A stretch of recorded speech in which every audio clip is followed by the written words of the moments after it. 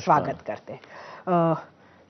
एक जागा होती काँग्रेसकडे, आता त्या जागेच्या 13 झाल्या, 14 झाल्या. खरं तर कसं वाटतंय? आनंद आहे. माझ्यापेक्षा महाराष्ट्रातल्या तमाम काँग्रेसच्या कार्यकर्त्यांना जास्त आनंद आहे. आणि खरा हा विजय हा राहुल गांधींच्या इच्छाशक्तीमुळे, त्यांच्या परिश्रमामुळे आणि त्यांनी ज्या पद्धतीनं भारत जोडो यात्रा आणि न्याय यात्रा केल्यात आणि लोकांमध्ये जे भीतीचं वातावरण होतं त्या भीतीच्या वातावरणाला त्यांनी दूर केलं आणि एक मोठा जल्लोष आणि उत्साह लोकांच्या मनात निर्माण झाला. आणि त्याचाच परिणाम आहे की महाराष्ट्रामध्ये महाविकास आघाडीला सगळ्यात जास्त जागा जिंकता आल्यात आणि भाजपचं 45 पार हे त्यांचं जाग्यावरच राहिलं. आणि त्याच्यामुळे या सगळ्याला मोठा श्रेय अगर कोणाला द्यायचं असेल तर राहुल गांधीजींनाच दिला पाहिजे. आपण असं म्हणत आहात, मात्र खरंच एक वेळ अशी होती अगदी थोडे दिवस आधी की काँग्रेसमध्ये काहीही चुकलं, कोणी गेलं तरी त्याचं खापर तुमच्यावर फोडलं जायचं. तुमच्या विरोधामध्ये लोक दिल्लीपर्यंत पोचली, बऱ्याच गोष्टी झाल्या. अगदी तुम्ही अध्यक्षपद सोडलं त्याचं सुद्धा सांगितलं जायचं कारण अमुक आहे. तिथपासून आजपर्यंत म्हणजे आता महाराष्ट्राचे काँग्रेसचे हिरो तुम्ही झाला आहात. हा प्रवास कसा राहिला तुमच्यासाठी? बघा, मला जीवनामध्ये सगळ्या गोष्टी ज्या मी प्राप्त केल्या त्या संघर्षानेच केलेल्या आहेत.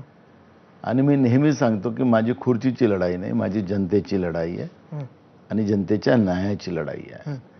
योगायोगानं माझा जन्मच महाराष्ट्रात झालेला आहे आणि छत्रपती शिवाजी महाराजांच्या महाराष्ट्रामध्ये छत्रपती शिवाजी महाराजांचा विचाराला पुढे नेणं आणि त्या ताकदीचा महाराष्ट्र उभा करणं हे माझं स्वप्न सुरुवातीपासून राहिलेलं आहे. आणि या प्रामाणिकतेलाच मला यश प्राप्त होते आहे.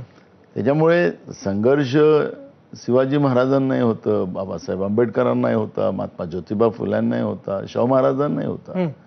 हे संघर्ष कोणाला नव्हता असं म्हणताच येत नाही.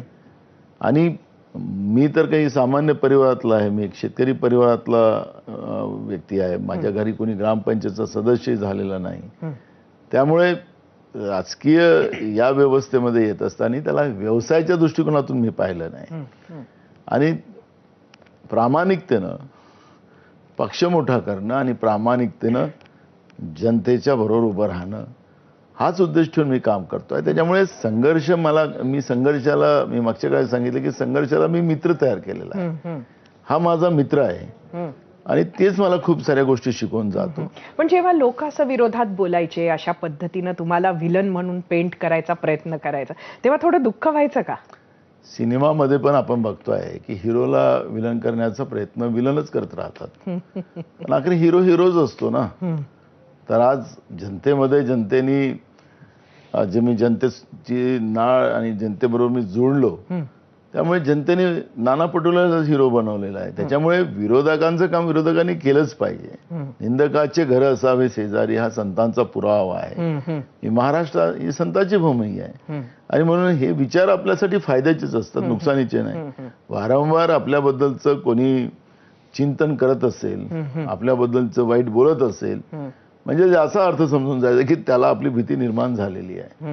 मी कोणाबद्दल चिंता करतच नाही, मला काही त्याच्याबद्दलची चर्चाही करायची नाही. मी माझा स्वभाव असा आहे की मला महाराष्ट्राच्या जनतेचं भलं करायचं आहे हे माझ्या डोक्यात आहे आणि मी त्याच्यामध्ये जास्त लक्ष घालतो आणि त्या पद्धतीचं काम करतो. नानाभाऊ, जेव्हा अशोक चव्हाण काँग्रेस